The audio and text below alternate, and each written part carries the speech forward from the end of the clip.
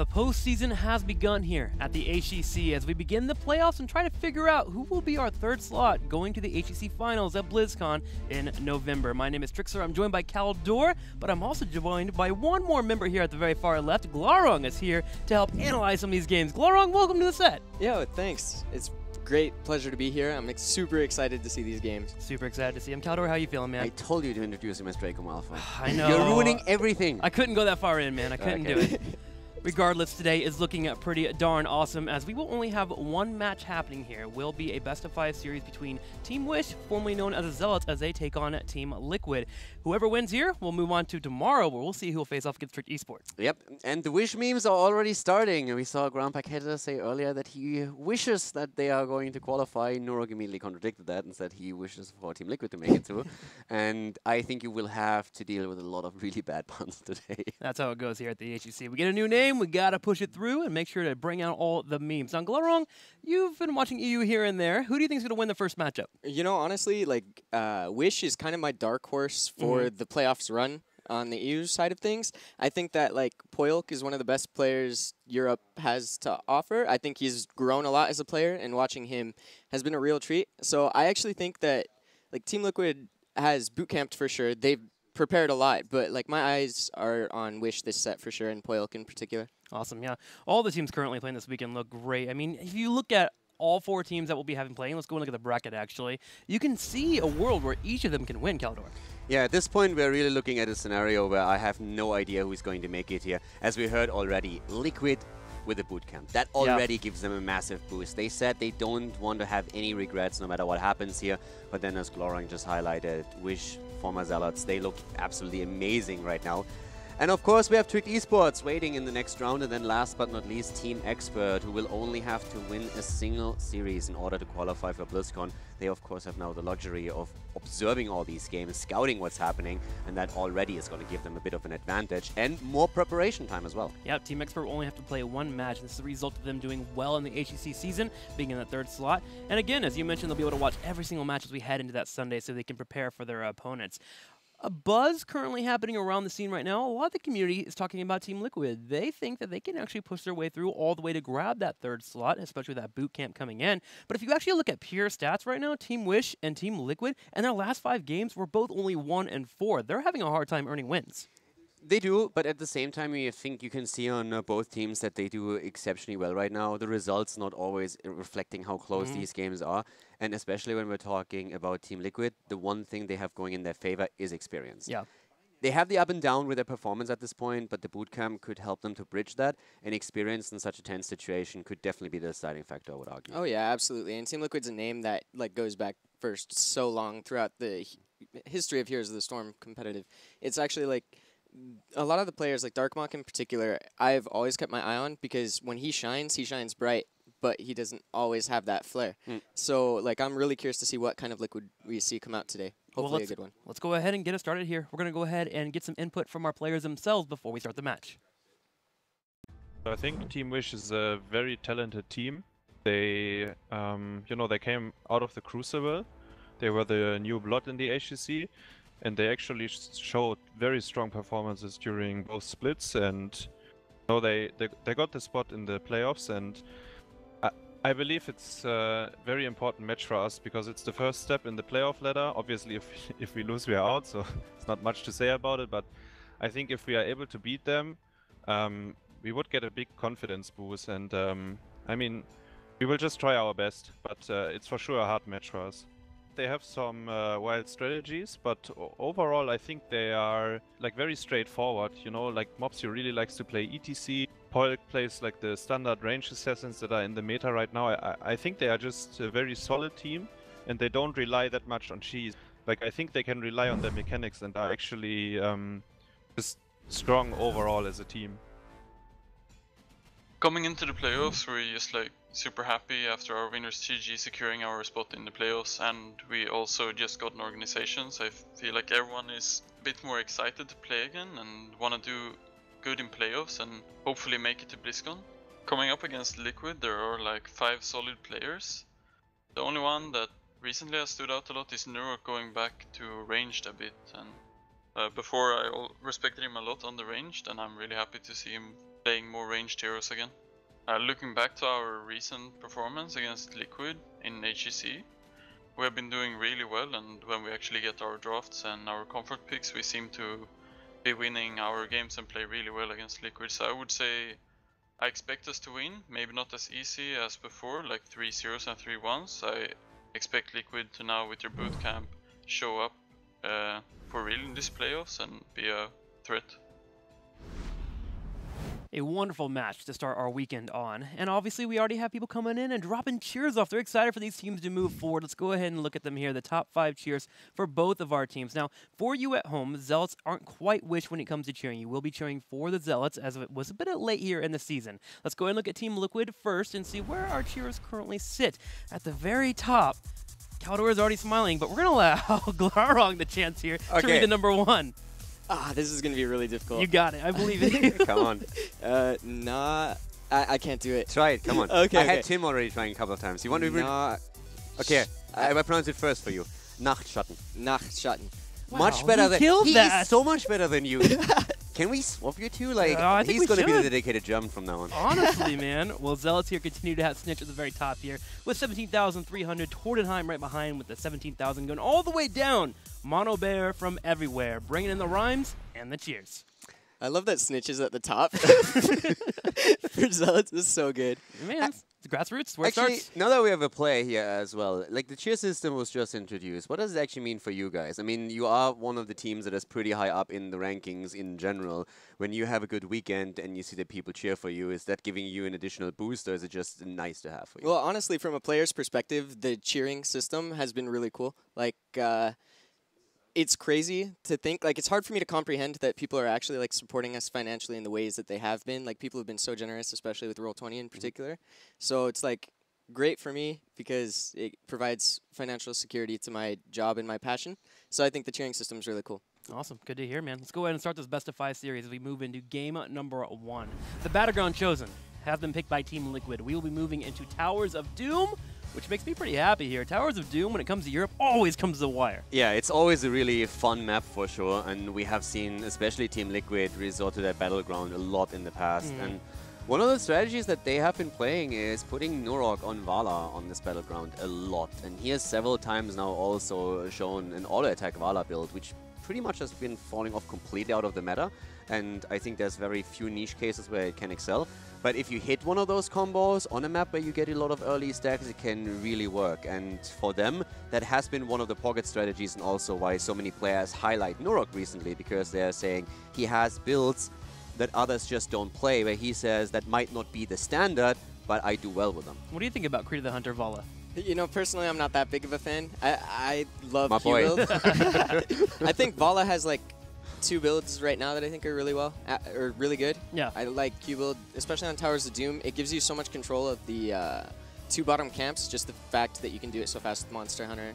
Once you hit level 7, like, one of the fastest camp clears by far, and like Team Liquid on this map has showcased so many times a really strong form man with Vala, while they have like that split soaker, that Abathur, that Vikings. So I wonder if like they're sort of planning to stick to the game plan we've seen from them in the past, or if they're going to make some like adaptation. As we're talking about Vala and the potential auto-attack builds, what do you think? On this map, of course, the camp control is important. We see the same coming into play on Cursed Hollow with boss control. But outside of that, what do you think of that hybrid build that has been shown sometimes, where you go into Arrow Talons, but on level 1 you will still go without Pursuit, just making sure that you get a bit more mana regeneration and speed? Is that something that you feel has a place, or is that more of a complete niche? Absolutely. I think it does have a place. I think that level 1 talent in particular really revolves around the fact that, like, can you keep your hatred up? If you're able to keep 10 stacks of hatred, then there's pretty much no argument for any other talent. It's just not often can you actually keep that 10 stacks up forever. So that's why, like, there is some diversity. But this is a map where if you get a strong 4-man, you can actually,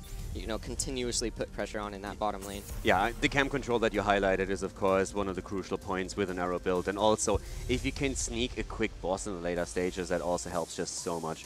Well, but for now, let's move into it. First off, before we go into the draft, you guys should be updated at home. This is a different patch. For us here in the competitive scene, probably what we're going to see is the Toronto nerf maybe coming into effect. Chromie buff has been moved from 80 to 60 on the Echo. We also have the Brightwing buff, our Phase Shield build looking pretty darn good, and Kel'Thuzad has been nerfed.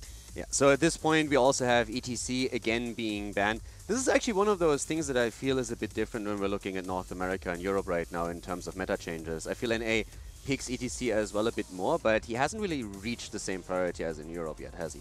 I'd say it varies team to team. I definitely think some teams show a higher priority for him, and some teams show little to no prioritization for ETC. I think ETC is one of the best tanks, if not the best tank in the game, just due to the fact that he's able to provide so much crowd control and peel. So it doesn't surprise me that Team Liquid bans that out. But like Team Wish opening up in a very standard, smart way. Dahaka, it's his best map on Towers of Doom, so I can't blame them for picking that there.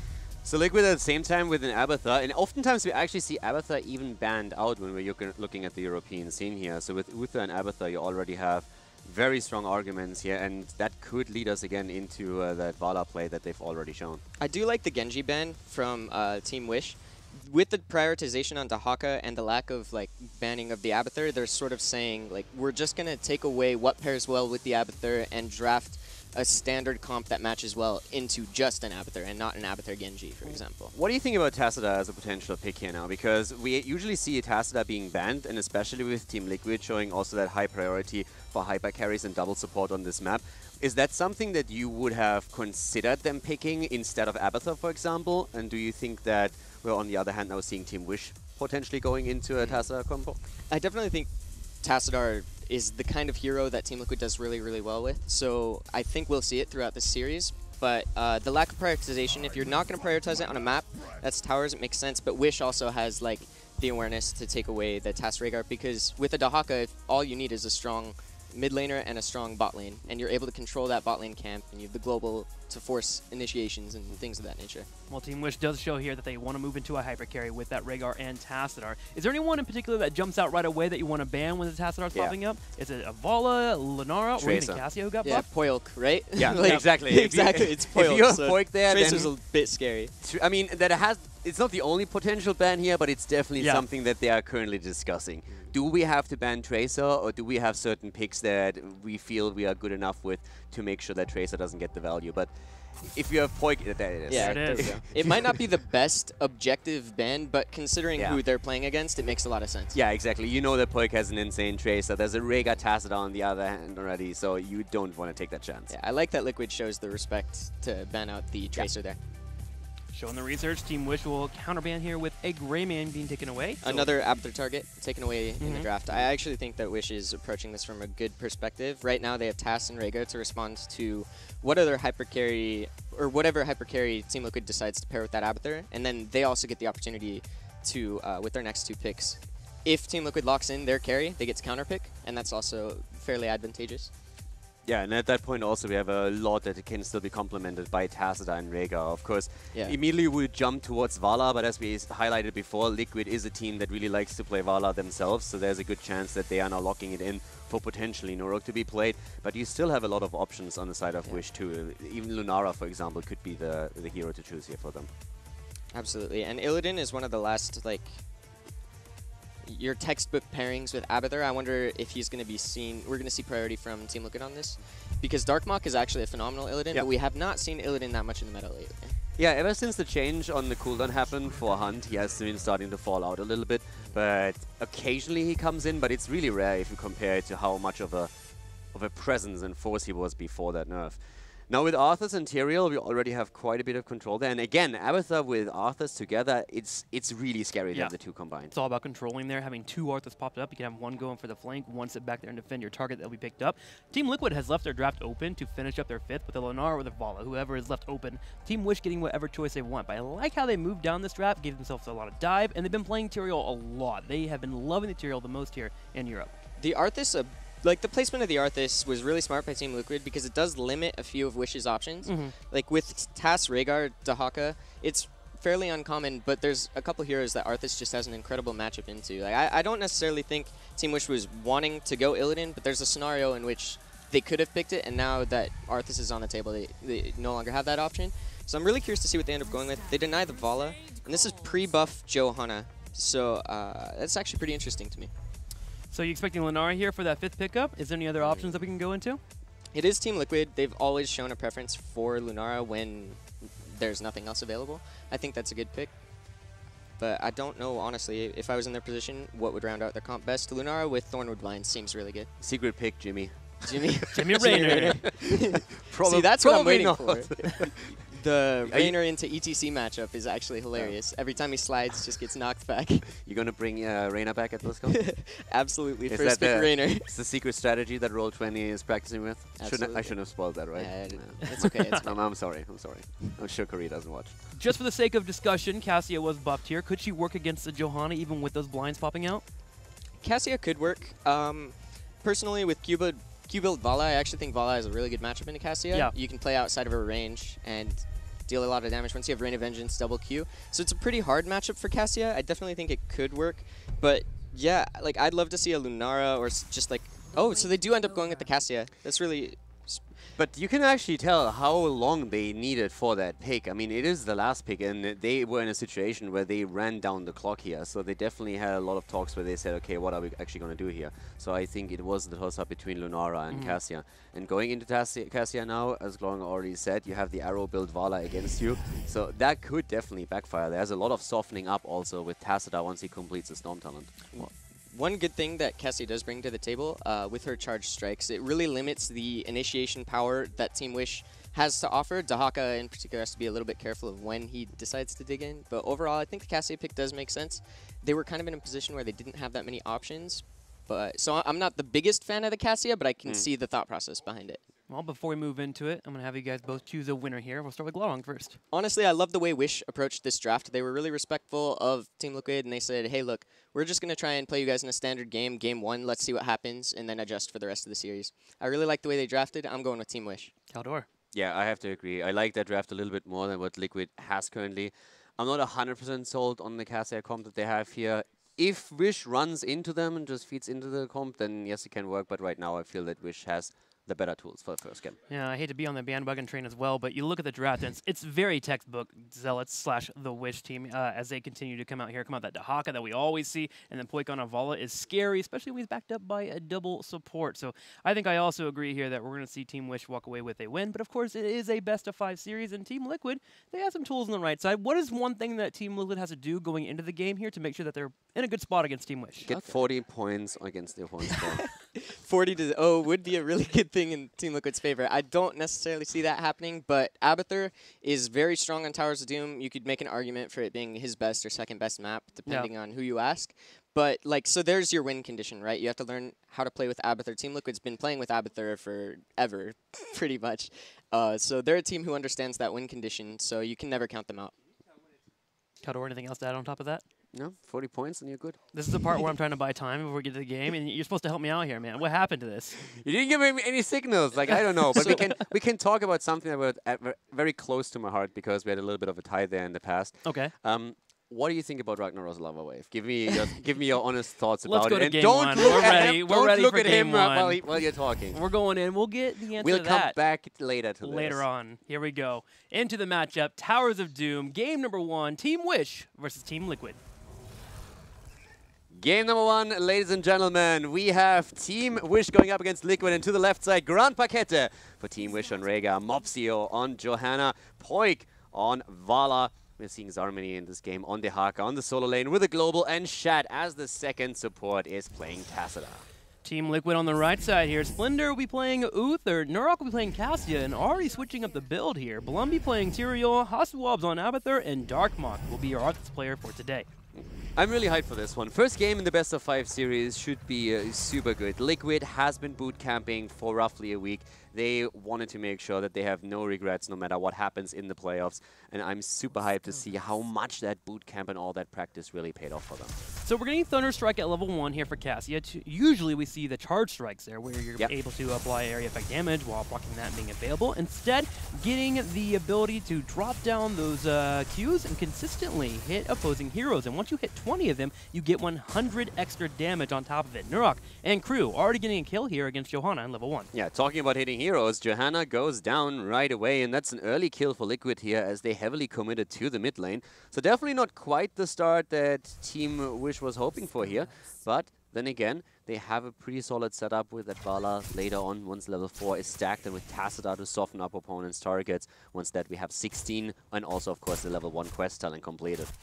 Continue to watch that. I'm also going to keep an eye on Nurok here with this Cassia build. And remember, also at 40 heroes being hit, he will get a second charge, being able to constantly chunk out those Qs. And I mean, isn't that exactly what we want to see? Nurok on yet another hero where he changes the build up. We have seen him on Vala with auto attack. We've seen him on Li Ming with basically the same thought process behind it, more focusing on auto attack damage. And now we're seeing him with Cassia also making already on level 1 small adjustments to the standard build that we usually see. And I'm actually very curious to see whether or not this will be effective. Nurok being one of the only main damage dealers here for Team Liquid. Obviously, you have that Arthas later on. They don't have any abilities to finish up kills when it comes to 5v5s. At level 13, you can grab the talent to add slows on top of that Lightning Fury that will be coming out, so that'll be helpful for Cassia, but I want to know how they're going to get kills in the late game with that Rhaegar and Tacit that are constantly keeping their teammates alive. Nice timing here also for the camp that was just now taken by the blue team, so Wish with a camp moving through the bot lane, and we have Team Liquid not meeting that just yet.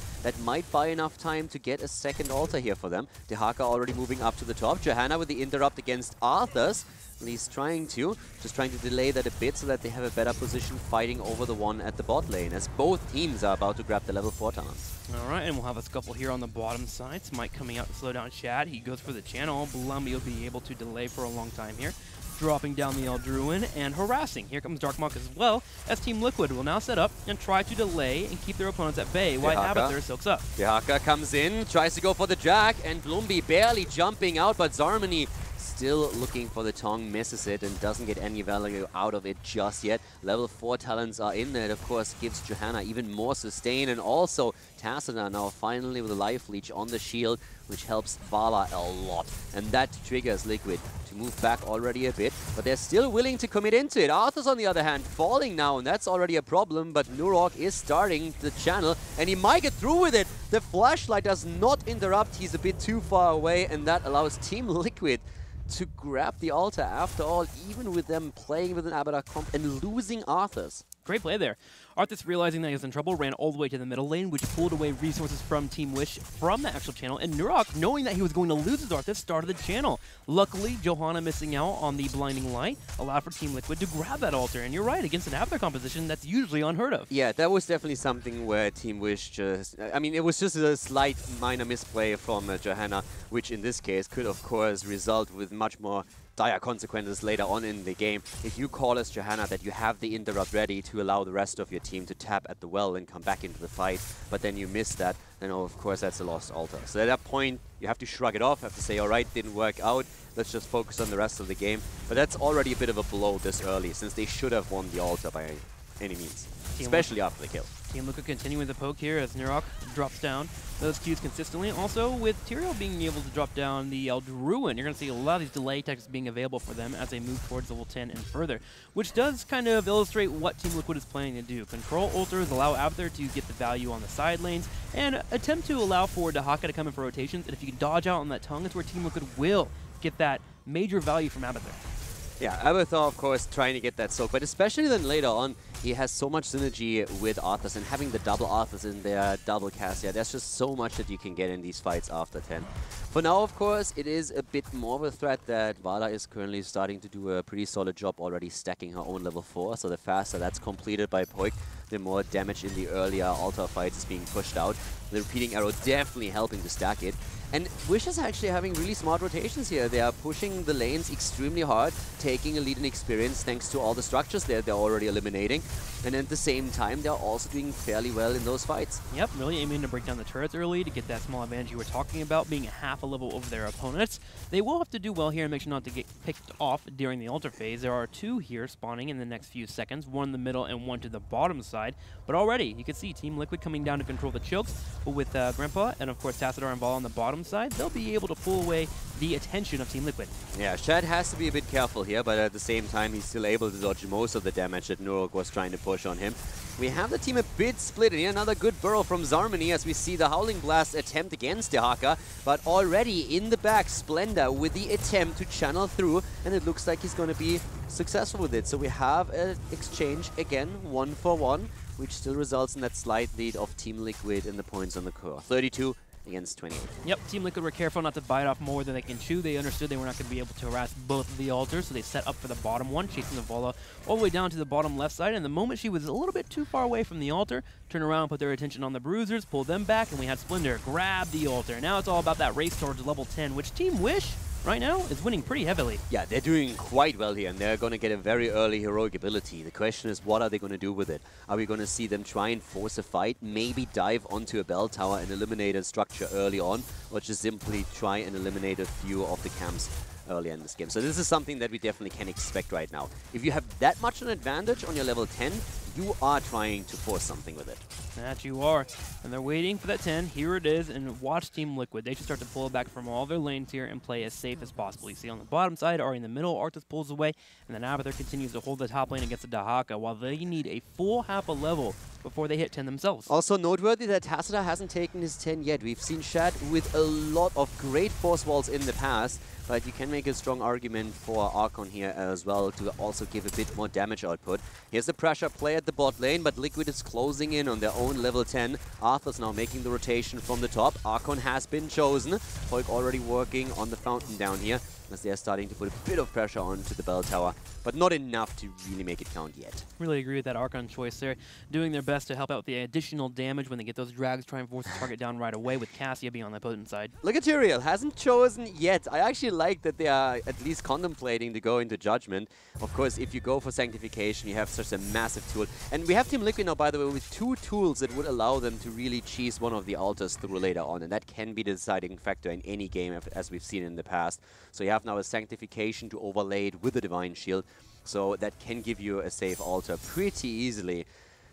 Judgment has occasionally been chosen in the European scene on this map, but you go up against the Rhaegar that already has Cleanse available, and overall it would just be a very aggressive tool that I don't really think they need, since they have Arthas for those Howling Blasts. A difficult tool against Johanna, also Tathar, Dimensional Shift, and then you don't have really the burst. I can see why they moved into the Sank here. Now we do have the double Arthas available, and there it is. Hasselhoff bopping down the Ultimate Evolution, charging forward, going for the zoning here. The goal is Team Liquid, they want to grab this altar now. If they don't grab it before the clone expires, Team Wish can move forward and look for it themselves. And Haz is about to lose it. The interrupts were good so far. Lightning comes already out. Mopsio gets the Ancestral and survives, but the clone is gone. So Abathur is going to try and head straight jumps on Arthas, but the channel has not been successful. Interrupts from Tacita and Johanna was strong enough to force Team Liquid back, and Team Wish is starting to make their way over to control the spot here. Liquid with a very good attempt with the double Arthas to zone the opponent off, but now they are in the attacker's position, and Team Wish is trying to defend the spot here. Sank comes out though, and Mobster is in trouble. And he is getting lower, and he finally does fall. Zarmany also in trouble. Divine Shield being utilized. Blummy gonna kite back. Nurok is low, so they have to play safe. But remember, he's moved into a poke field. He can continue to drop out these Sundering Strikes where he can. Needs to be careful though, because Shad with the Side Storm gets him low. Yeah, this still continues, but look at the top lane. There's a massive wave pushing into the tower right now, and that is a big problem because that's experience is going to be lost for Team Wish in the long run. No, it isn't. The Haka moves top. Wish is going to give this up. They soak the experience at the top as they realize what's happening and are willing to give up the bell tower. They're going to try and make the delay happen for a bit longer with Shad in particular. Good cleanse also on Poik from Grand Paquette here, helping him out, but in the end, the altar gets still channeled by Team Liquid, which puts Team Wish down to 24 points on the core. A long fight there, eventually getting Team Liquid even more of a lead, but 13 is close for Team Wish. They continue to move forward with this experience lead. If they can move forward, open up altars, continue to take down a bell tower or two, it'll be great for them moving forward as they want to start making those comebacks on those altars, because right now they're having a hard time controlling space. Yeah, exactly. And after they got the kill against Arthur, they were also a bit unlucky. I mean, you can look at it from 2 points right now. Nurok, for example, staying alive during that fight was actually pretty impressive since he got so low, and the poke continued with storms just coming in over and over, nearly taking him out. And you can see that Uther sometimes has a bit of a problem healing all the damage out. But Liquid controlled the space quite nicely, and for Wish it was a problem to really push in and just create enough for a quick channel here. So I think that's going to change all of it a little bit once we have all of those quest talents completed, but at this point, Team Wish is definitely struggling on single altar objectives. Still want to call out Zarmany laying that isolation on Tyrael at the beginning of the fight when we did have the double Arthas. It prevented the Tyrael all-in, the sanctification into a forced fight. getting that isolation, huge there for Team Wish. Again, didn't really pan out for them as much as they would have liked in that fight, but that is definitely the target for every fight they move into. Lock down that Tyrael, get the isolation, make sure he's not allowed to drop Sanctification so Cassia can't move forward, and use a Fend, for example. Yeah, right now, again, just a little bit of zoning happening here with the Altar spawning in another 28. But the move down to the bot lane has been succeeded, so now the experience from the wave that just pushed in is still soaked up. Wish has the lead. They still are ahead when it comes to experience. It's really just the points on the core, which in the end is what matters, that give them a bit of trouble here. But Vala has also completed the quest talent. That definitely helps. Nuruk is just continuing with his play so far. And I have to admit that they do way better with this comp up to the point that I expected. But again, late game and especially 16 is going to give Team Wish some serious power spikes. A drag does connect with Blumby. He goes down to half health. Divine Shield will be utilized to keep him alive. Darkmark on the back line goes in, is on top of Poiken, slowing him down. Isolation has been used against Arthas, and here we have them committing again, but the Sanctification is on the ground, and that's the death of Johanna. Rhaegar also in trouble, and a big double kill against Team Wish. Tacita is also falling. And that's the triple right there. Liquid not losing a single hero in this fight and can now safely go for the altar. Great turnaround there from Team Liquid. Hasselhoff will use less of his clone to go ahead and force down this turret, getting a little bit lower on health, and Splendor grabs the altar, putting Team Liquid in a spot here. 32-20 will be the score as Team Liquid is in a large lead against our opponent, already on their way towards level 16 and even getting for the first time in this game an experience lead. It's actually a pretty rough fight so far for the blue team, and I actually wish they would just like take a bit more time with those fights. I think they have a lot of tools where they can attempt to soften up the opponents, especially with Tacita. And once he hits his 16, that's something that you should definitely try and do. He also is just 200 stacks away from getting his quest talent on level 1 completed, which is going to increase the damage output even further. So with them going up against an Uther composition, even with a sustain on heroes like Arthas, they should be able to just delay and try and poke them down a bit. And Dehaka can, of course, also in the meantime, if they play the delay game, just get the extra value on the off lane. Because right now, they're not looking too strong. 20 points on the core against 32, barely on the same level as their opponent. It's definitely a rough match for them. Cassia continuing to build into this Q build here as we have level 13, the 16 getting picked up. The Lightning Fjord going to reduce the cooldown in terms of length of Q, but also grabbing the Pierce. Kind of Jaina-like, but a little bit later in terms of throwing out constant damage, poking down your opponents and getting them lower and lower. And Nuruk does exactly. Nuruk does an exceptional job with the hero here. He definitely puts on the brain right now. 41,000 damage output on Cassia. Only Vala is higher with 45. But now we have another triple altar on the map. And this is really where Wish has to start and just ramp up their play a bit, because so far Team Liquid's bootcamp has definitely worked out. They are looking quite strong, and great synergy and coordination that we have between the team members here. Mopsio finds himself in trouble again, gets isolated by the holy ground, and this is just the worst time for him to fall. Just as the altars activate, he's down for another 35. The scariest time here to play a Johanna against a Tyrael. The holy ground locking him into place twice during that fight, just could not escape. Team Liquid will make a play for 2 altars. Splendor on the top left, Darkmark grabbing the one on the top right. Now, Tacita did grab the one to the very far south, so a few points did go over for Team Wish. They could interrupt again. Storm should be coming in, and there it is. Hits the first, second one comes in too. But I'm not sure if they can buy enough time for Johanna to come back. There's very few that have that poke from a distance, and the cooldown just doesn't work out here. Hoik is getting some damage in, but the blinds are also very annoying for him. Ancestral thrown out early by Grand Paquette. Better safe than sorry. Don't want to stagger the deaths here. Drag comes in, but the cleanse and an immediate Divine Shield on the side of Splendor. Making like they're not risking anything here. They're playing this as safe as they can. They know they're ahead. 29 points again on the core for Team Liquid against 12 for Team Wish. Liquid knows that they are in a fantastic spot right now. And they continue to keep that spot with the Divine Shield. We're going to have Team Wish make an aggressive play, though, using a couple of heroics in that fight. The Divine Shield in particular allows Team Wish to be aggressive. They grab the mercenary camps, and Blumby and crew will defend for now. Now it's all about that race towards the level 20. And Darkmark already on the top side is working on adding to the avatar pressure we've seen already. Grabbing sappers, wanting to push in the top lane, get that bell tower possibly taken away from their opponents. I really love how Team Liquid is controlling space. The entire game already. It's absolutely fantastic. Every single time we are seeing an altar fought over, they establish a strong position, push outwards, create the space for the channel. Interrupts are extremely difficult. Even with Tacita going on level 7 straight into the psionic projection, for the extra range, and with Johanna using her own flashlight, the shield glare, it's just incredibly difficult for Wish to maintain the control here.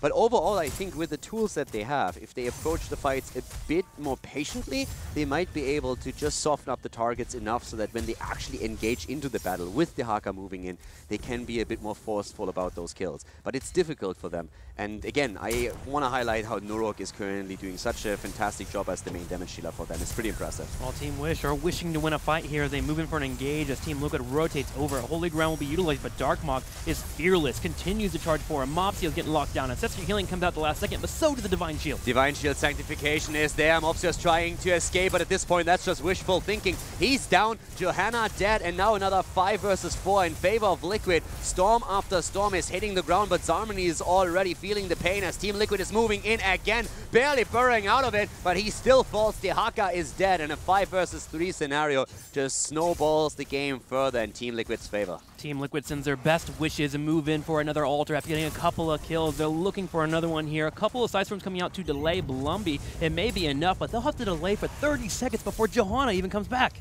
Yeah, at this point, the blue team just hopes to get a few interrupts against the altar, but Liquid is even moving away from it. They realize that with Tacita still here, there is interrupt potential. They go back, they tap the fountain, and they're willing to engage into the fight again. 8 points on the core against 28. Liquid is miles ahead of Team Wish at this point. We are seeing Johanna back in another 4 seconds, but Liquid has enough time to push them back, create the space for Splendor, and that's another 4 shots fired. And to be absolutely honest, this is basically game. Because right now, you have 3 seconds on the Divine Shield, you have 3 seconds on Sanctification. They can cheese the next altar. No problem, like, they have no problem whatsoever cheesing the next altar with the Divine Shield and Sanctification. And it's not like the entire game they struggled. It's the exact opposite. They dominated it. Now there's an attempt for Boss, a Hail Mary attempt. And this is something that Team Wish has to win. They can't give this up. This would be game right here. Rhaegar down. No Ancestral. The Haka falls. And this is it. Tyrael dies, but it doesn't matter anymore. 4 shots are fired. And this is game 1 going over to Team Liquid. Team Liquid with the first win here in the Best of 5 series to see who will move forward in the playoffs. It came down to that Hail Mary at the end for his Zealots, but you can understand why they went in for. They were trying to make sure they can get themselves back in the game, taking away tools there from Team Liquid, but it just wasn't enough. Team Liquid on this day looking strong. Yeah, and you have to also remember, after they were down on 4 points on the core, the only play that they have is go for an immediate bell tower to make sure that Team Liquid only controls 3 shots. Sure. Because if another altar spawns on the map and you have Sanctification and Divine Shield available, even if you have trouble controlling the space, and they didn't throughout the entire game, you can just simply drop the Divine Shield, drop the Sanctification right after, and channel the entire duration. Glarong, a dominant game there for Team Liquid. Yeah, absolutely. I think that game, Team Liquid put on a clinic on how to work as a unit, particularly like Splendor and Blumby. The way they communicated with each other, not once, I think, was D-Shield and Sank overlapped, and they were used harmoniously. Like, honestly, like, every time D-Shield came out, Tyrael would suddenly look to save his team. And like the clip that we have for you right here is really interesting. I'd like to highlight that Blumby, he does get hit by a really heads-up tongue by Zarmany, but then you see the D-Shield come out here, and this is perfect because everything has been used here by Wish to try and secure that kill, including the Ancestral on Poilk. It wasn't the best, but then you see right here Blumby's positioning. He comes in and just completely turns the fight with the Sanctification. Now, none of this would have been possible if it wasn't for like Splendor's awareness to save Blumby initially. And it's that sort of usage of big teamfight ultimates that really shows how strong Team Liquid is as a team. That's actually the one situation that stood out for me as well, because normally when you see a Tyrael in that much pressure, in such a situation, the first thing that happens is he drops his Sanct and then, okay, the fight continues, Tyrael is saved and everything's fine. But the communication that you highlighted, you want to have the Sanct for the actual team fight later on, when you get value for more than only one hero. So using Divine Shield there and Blumby not panicking, that was absolutely beautiful. That was fantastic. Patience from both Blumby and Splendor. Yeah. A lot of people in that situation would like try and Sank, they'd get it cancelled, and then 10-second cooldown, you're not able to use it in the team fight. But just trusting your support, recognizing, yeah, I can wait and get more value out of my ult. This really says a lot. Well, we're going to be focusing on a couple players during this Best of 5 series. Let's go ahead and look at Poik and Nurok. Nurok coming in there with that